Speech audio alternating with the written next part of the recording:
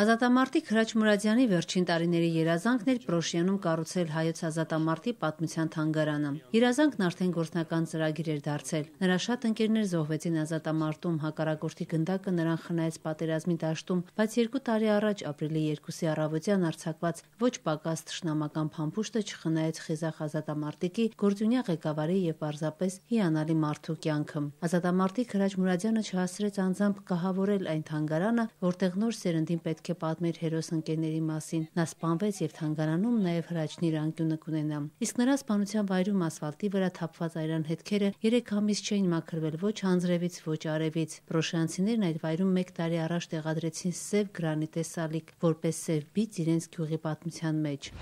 Հրաչը շուրջ 10 տարի ղեկավարում էր Պրոշյան համայնքը, իսկ դրանից առաջ այն 100 քաջերի մեջ էր, որոնք 1988 թվականին Պրոշյան համայնքից անդամագրվեցին Արցախի ազատամարտին։ Լեգենդար Պետրոս Ղևոնդյանի հետ անցել էր ազատամարտի բոլոր ճակատներով Շահումյանից մինչև Ֆիզուլի։ Նա 90 թվականից Դաշնակցության անդամ էր, համարվում էր Կոտայքի մարզում միակ անկախ եւ ինքնուրույն համայնքապետը։ Այդպիսիք սովորաբար շատ քիչ են մեր օրերում։ Կան կիսատ մնացած գործեր, ծրագրեր ու նախատեսումներ, որոնք իրենց հերթին էին սպասում։ Իր ծրագրերի մասին ասել էր Հրաչ Մուրադյանը։ Իսկ 2013-ի հոկտեմբերին Պրոշյանի գյուղապետի սպանությունից 7 ամիս հետո Հրաչ Մուրադյան արդարության պահանջ հասարակական շարժումը մտահոգություն հայտնեց նախաքննության ընթացքի վերաբերյալ։ Հաստաբան Մելանիա Ռուստամյան անգամ հայտարարել էր, որ եթե այստեղ գործը չբացահայտվի, կդիմեն մարդու իրավունքների եվրոպական դատարան։ Դաշնակցական գործիչ Աղվան Վարդանյանն էլ նկատել էր, որ Հրաչ Մուրադյանի սպանության գործով հավանական վկան, որը հրաժարվել էր վկայություն տալուց, այսօր արդեն Հայաստանում չէ։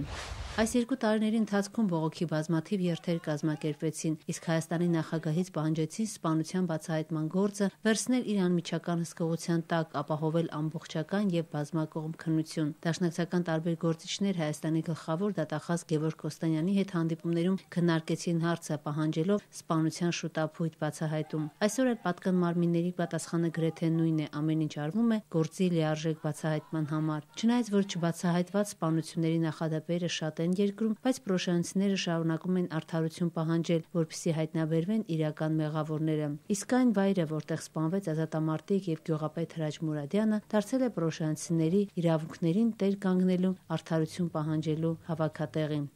Կարեն Մանգասարյան, Երկիրն այսօր։